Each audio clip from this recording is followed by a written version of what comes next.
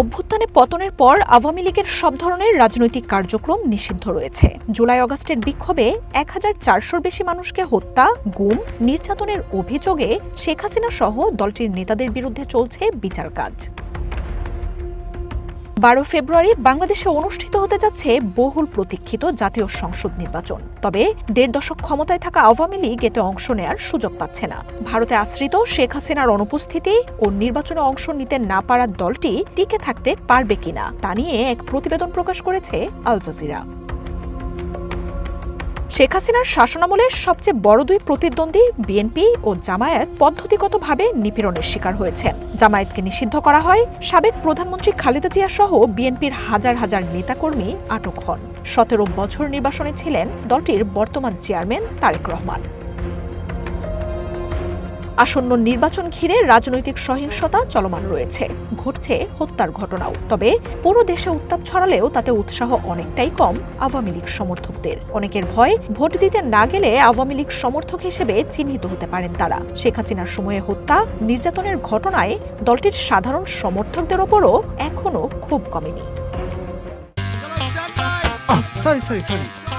লাইফে কখন কি হয় গ্যারান্টি আছে? তাই ইন্স্যুরেন্স করুন সিটি ব্যাংকে, কারণ ইন্স্যুরেন্স করলে সিটিতে সুরক্ষা পাবেন নিশ্চিন্তে। ভোট দেয়া নিয়েও দোটানায় ভুগছেন তারা। ভোট দিতে গেলে ব্যালটে দলটির নৌকা প্রতীকের অনুপস্থিতিতে কাকে বেছে নেবেন সেটা নিয়ে দেখা দিয়েছে দ্বিধাদ্বন্দ্ব। একসময় আওয়ামী লীগের শক্ত ঘাঁটি হিসেবে পরিচিত অঞ্চলগুলোতেও এই নিয়ে দেখা দিচ্ছে বিভেদ। কেউ ভোট দেওয়ার পক্ষে, আবার অনেকে ভোট কেন্দ্রে না যাওয়ার সিদ্ধান্ত নিচ্ছেন। আল জাজিরাকে গোপালগঞ্জের এক ভোটার জানিয়েছেন, নৌকা ছাড়া ব্যালট কোনো নির্বাচনই না, তাই তিনি এবং তার পরিবার ভোট দিতে যাবেন না। একসময় ক্ষমতার কেন্দ্র গুলিস্তানে আওয়ামী লীগের প্রধান কার্যালয় এখন পরিত্যক্ত ভাগাড়ে পরিণত হয়েছে। মাসের পর মাস গেলেও সেখানে দলটির কোনো সমর্থকের দেখা পাওয়া যায় না। স্থানীয় কয়েকজন বলেন, কেউ সমর্থক হলেও এখন তা স্বীকার করছেন না। দলটি এর আগেও সংকটে পড়েছে, কিন্তু এখনকার মতো অদৃশ্য হয়ে যায়নি। তবে নিষিদ্ধ সংগঠন ছাত্রলীগের এক কর্মী দাবি করছেন, দলটি এখন হয়তো কৌশলগত নীরবতা পালন করছে, কিন্তু বাংলাদেশের রাজনীতি থেকে অদৃশ্য হয়ে যাওয়ার কোনো প্রশ্নই ওঠে না। তার দাবি, আওয়ামী লীগ ফিরবে, আর যখন এটি ফিরবে তখন শেখ হাসিনাকে নিয়েই ফেরত আসবে। কিন্তু স্থানীয় বিশ্লেষকরা আল জাজিরাকে বলছেন, এই নির্বাচনে আওয়ামী লীগের টিকে থাকা কঠিন হবে। নির্বাচন হলে আওয়ামী লীগের ভোটাররা টিকে থাকতে ধীরে ধীরে স্থানীয় নেতাদের সাথে সমঝোতায় চলে যাবেন। সেসব এলাকায় যে দল প্রভাবশালী থাকবে তাদের সাথেই মিশে যাবেন এসব সমর্থক। তাই নির্বাচনের পর নিজেদের সমর্থক গোষ্ঠী সংগঠিত করা আওয়ামী লীগের জন্য কঠিন হবে। দলটির একটি অংশ আবার শেখ হাসিনাকে ছাড়া আওয়ামী লীগের কোনো ভবিষ্যৎ দেখতে পান না, আরেকটি অংশ শাসনামলের দমন পীড়ন নিয়েও নাখোশ।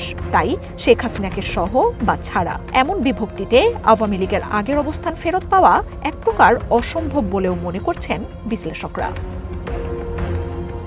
অবশ্য বিশ্লেষকদের আরেকটি অংশ আল জাজিরাকে বলেন, বাংলাদেশের রাজনীতিতে জামায়াতে ইসলামীর উত্থান আওয়ামী লীগকে বেঁচে থাকার আশা যোগাচ্ছে। ১৯৭১ সালে যুদ্ধাপরাধ, দলটির শীর্ষ নেতাদের ফাঁসি, নিষিদ্ধ থাকার মতো ঘটনার পরও নিজেদের সবচেয়ে ভালো সময় কাটাচ্ছে জামায়াত।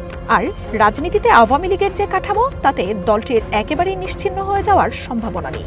ইন্টারন্যাশনাল রিপাবলিকান ইনস্টিটিউটের জরিপের বরাত দিয়ে আল জাজিরা বলছে, এখনও ১১% মানুষ আওয়ামী লীগকে সমর্থন করে।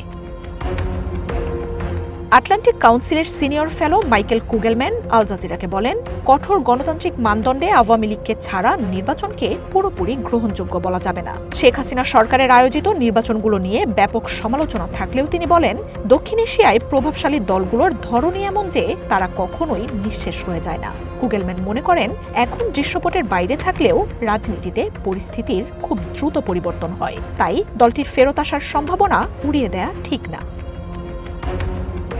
উদাহরণ হিসেবে শেখ হাসিনার সময়ে নিপীড়নের শিকার বিএনপির কথাও তুলে ধরেন কুগেলম্যান। এই দলটি এখন ক্ষমতায় আসার সবচেয়ে কাছে থাকা দল। এই বিশ্লেষক বলছেন, শেখ হাসিনা এখন অপেক্ষার নীতিতে থাকতে পারেন। যতদিন জীবিত থাকবেন এই খেলায় সক্রিয় থাকবেন তিনি। এমনকি ছেলে সজীব ওয়াজেদ জয়কে দলটির পরবর্তী উত্তরাধিকার হিসেবে ঘোষণাও করতে পারেন শেখ হাসিনা। আর যে কোনো একটি সুযোগ খুলে গেলেই রাজনৈতিক শক্তি হিসেবে ফেরত আসতে পারে তারা, তবে তাতে সময় লাগতে পারে। মার্জিয়া উপমা, ওয়ান ইন্টারন্যাশনাল ডেস্ক।